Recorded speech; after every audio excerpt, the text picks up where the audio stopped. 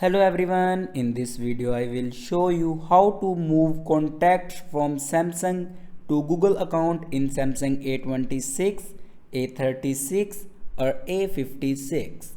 So before watching this video, don't forget to subscribe the channel and also press the bell icon.